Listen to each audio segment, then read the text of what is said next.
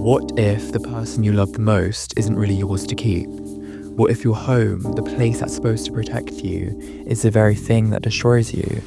Darren Aronofsky's Mother is one of the most misunderstood films of the past decade, but beneath the chaos and controversy, it hides a devastating truth about humanity itself. When it premiered, critics were divided. Some called it genius, others called it pretentious nonsense. Audiences at the Venice Film Festival even booed. But here's the thing, Mother isn't just a movie, it's a metaphor, a story that holds up a mirror to our world. And if you understood what Aronofsky is really saying, it's hard not to feel shaken. At first glance, Mother is the story of a couple. Jennifer Lawrence's character rebuilds their house, pouring her life into it, while Javier Bardem's character struggles with writer's block. Their fragile world is disrupted by unexpected guests, but as the house fills with more and more strangers, things spiral into madness. What seems like a psychological thriller is actually something far bigger, a retelling of the Bible, a human history of our relationship with Mother Earth. Lawrence isn't just a wife, she's Mother Nature herself. Bardem isn't just a poet, he's a stand-in for God, endlessly craving devotion no matter the cost. And that's why the movie hits such a nerve. It isn't just about religion or climate change or even gender dynamics. It's about what happens when we take and take and take from the people who love us, from the world we live in, and never give back. Think about it, how many of us have felt drained, used, or unappreciated? Mother amplifies that feeling into a nightmare, showing us what happens when love becomes exploitation, when giving turns into a sacrifice without an end. That's why Mother feels so uncomfortable. It isn't meant to entertain, it's meant to confront. Aronofsky turns a home, the most intimate space we know, into an allegory for Earth itself. The destruction of the house is the destruction of nature. The abuse of Mother is the abuse of the planet. You're outside? The film is asking one brutal question. I wanted to be alone. How much more can she give before there's nothing I needed left? to clear my head. Now, the Keep characters don't ideas have any names. On the surface, it's simple. A woman and her husband live in an isolated, beautiful home in the countryside. She rebuilds their world from the ashes, while he struggles to write again. But when guests arrive, their peace collapses, and so does reality itself. It starts small, a knock at the door, and ends in complete apocalypse. Every scene grows more chaotic, every movement more suffocating, until it feels like you're using your mind right alongside her. Beneath it all, and beneath all the madness, the film is about creation and destruction, how love, worship, and ego can consume everything. Aronofsky isn't preaching, he's reflecting the cycle of human behavior. We build, we take, we ruin, we start again. It's about how humanity worships what it wants, destroys what it needs, and then asks for forgiveness when it's already too late. Now, moving on to the cinematography aspect. One reason why the film works so well is how it's shot. The camera almost never leaves Lawrence's perspective. Out of 66 scenes, she's in 66 of them. Aronofsky and her cinematographer Matthew Libanti uses tight close-ups, handheld movements, and narrow lenses to trap us into a world. There's no escaping. You breathe when she breathes, panic when she panics. In a film filled with chaos, the lighting is completely natural, golden and flickering. Every shot mirrors her emotional collapse, and the warm tones dissolve into grey colds and flames. So maybe that's why Mother is so divisive. It's not entertainment, it's confrontation.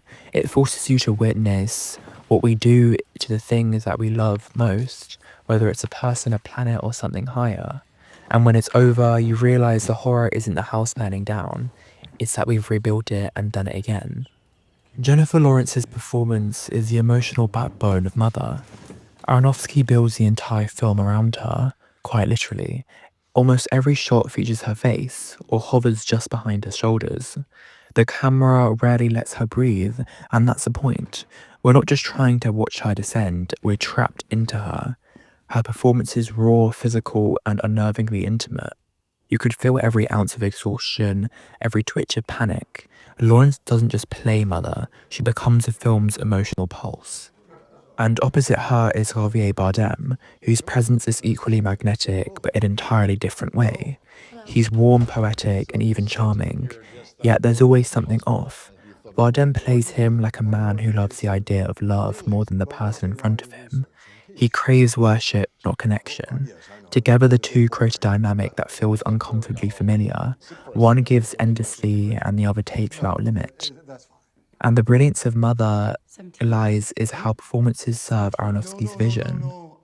Also, he's never been a director afraid of pushing audiences. Requiem for a Dream shattered viewers with its brutality, and The Black Swan blurred the line between madness and perfection. With Mother, he goes even further. It's not just psychological horror, it's an allegory for creation itself. God, humanity, and Mother Nature compressed into a single home, a single relationship, a single woman breaking apart. The cinematographer Matthew turns a house into a living organism. The camera never leaves the interior. No exterior establishing shots, no sense of escape. It's handheld, claustrophobic, constantly moving with Lawrence. The lighting shifts from warm to sickly yellow as the story collapses, mirroring her mental state. Every frame feels like a breathing and suffocating at the same time. What makes the film so striking is how Aronofsky refuses to explain it. He gives you just enough to interpret it in your own way. Some see it as a biblical retelling, others a metaphor for fame, ego, or even environmental destruction. Fine. For a side note, there's also the mystery of the medication. That small yellow powder Lawrence's character takes throughout the film. It's one of those details Aronofsky never explains, and that's exactly what makes it so unnerving. We see her dissolve it in water whenever her anxiety builds, almost like she's trying to hold herself together chemically. But what is it really? Some say it's a sedative, a way to numb herself from the chaos that keeps invading her home. Others interpret it as symbolic, representing her desperate attempt to control what can't be controlled. Her mind, her peace, her reality. Whatever it is, Aronofsky uses it as a quiet sign that she's not as stable as she appears, or maybe that her environment has driven her to rely on artificial claim. The deeper you sit with Mother, the more you realize it isn't about literal events. It's about the cycle of devotion, creation, and consumption, a story that repeats itself endlessly. The medication, the house, the poet, the guests, they're all fragments of the same equation: give, taken, destroy, and repeat. Lawrence's character tries to hold everything together: the home, the partner, her sanity. But no matter how much she rebuilds, it all gets taken from her again. And maybe that's why it's so brilliant, because like the poet, like humanity, like every artist who's ever burnt themselves out trying to create something beautiful, it reminds us that sometimes the things we love most are the ones that destroy us. Mother isn't meant to be understood, it's meant to be felt painfully, deeply, and uncomfortably, like all great art.